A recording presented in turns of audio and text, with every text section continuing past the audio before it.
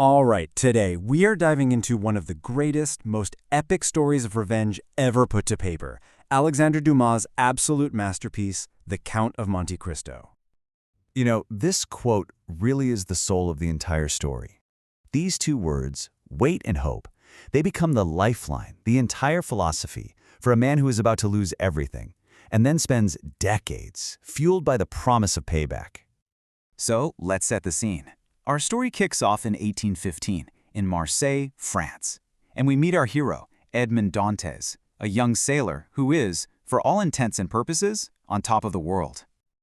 I mean, seriously, picture this guy. At just 19 years old, Edmond has it all. He's about to become the captain of his own ship. He's engaged to the woman he loves, Mercedes. His future is just dazzlingly bright. And the important thing to remember is, he's a good guy. He earned all of this through skill and honesty. Life is perfect. But you know how it goes. A life that perfect can make other people, well, jealous. And in Edmund's case, his incredible good fortune lit a fire of pure, destructive envy in the hearts of men he thought he could trust. And this is where it all goes so wrong, and for the pettiest reasons. You've got Danglars, a coworker who's jealous of Edmund's promotion. Then there's Fernand Mondego, who calls himself Edmund's friend but is secretly in love with Mercedes. So what do? They write a letter accusing Edmund of treason. But the real linchpin here is Gerard de Villefort, the ambitious prosecutor who gets the letter. He knows Dantes is innocent, but he buries the evidence to protect his own political career. The betrayal is just unbelievably cruel and fast.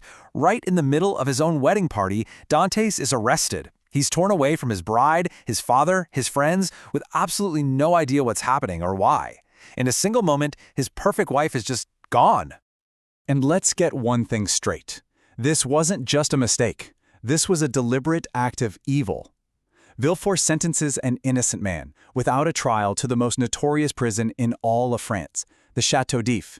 It's a fortress on an island from which no one ever escapes, all to hide a secret. So now we enter the darkest part of the story. Dante spends 14 years locked away in that dungeon, and it's here, in this pit of despair, that the old Edmond Dantes dies and something new and far more dangerous is born.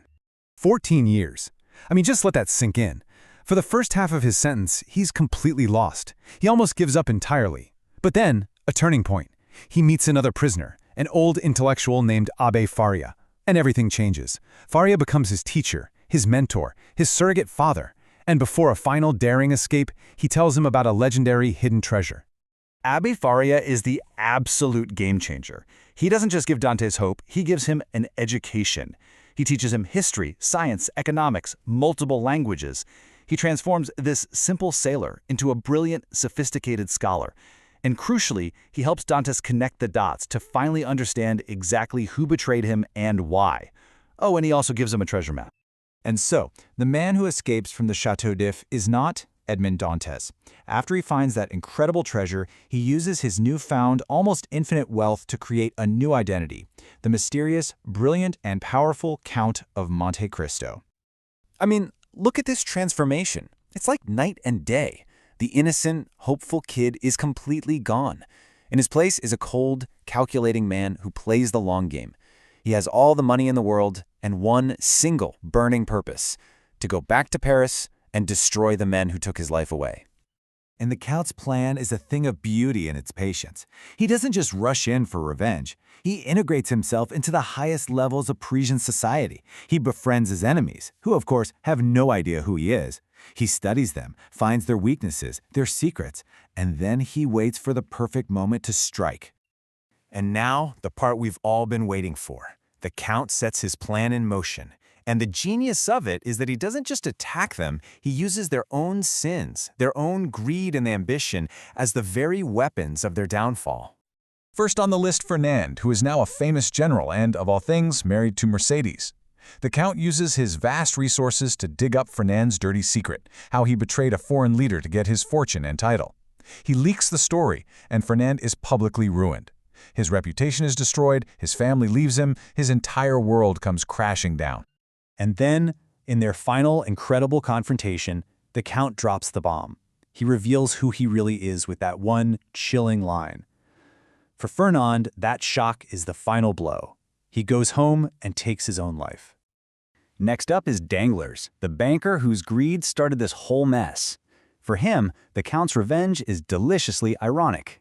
He plays on Danglars' love of money, feeding him bad financial tips and manipulating the markets until his entire fortune evaporates, leaving him utterly bankrupt. And this quote right here tells you everything about the Count's mindset. He sees himself as an instrument of God, of providence. He's not just making them suffer, he's making them feel the exact same depth of loss that he felt. He wants to bring them from the highest high to the lowest low. And finally, Villefort. For the man who buried him alive, figuratively, the Count unearths a literal buried secret. Years ago, Villefort had an illegitimate child that he tried to bury in his garden. The Count brings this secret to light, and it causes Villefort's family to completely implode in a storm of poison and death, ultimately driving the prosecutor completely insane. So there you have it. All three enemies are destroyed. Mission accomplished. The Count has his ultimate revenge. He won, right? Well, this is where the story gets really interesting. It asks a much harder question. What did this victory actually cost?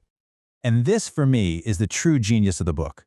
It doesn't just glorify revenge, it shows you the collateral damage. Innocent people, especially the children of his enemies, get caught in the crossfire and hurt badly. The Count, who saw himself as an agent of God, starts to wonder, did he go too far? In his quest to punish monsters, did he become one himself? Which brings us all the way back to the beginning, wait and hope. At first, it was about waiting for revenge, but by the end of the story, those words have a totally new meaning. Now it's about waiting for peace and hoping for a future, hoping for a life after the vengeance is over. And that is the incredible question the novel leaves us with. Was the Count an angel of justice, finally balancing the scales? Or did his obsession with revenge corrupt him and turn him into the very thing he sought to destroy? It's that complexity that makes this story absolutely timeless.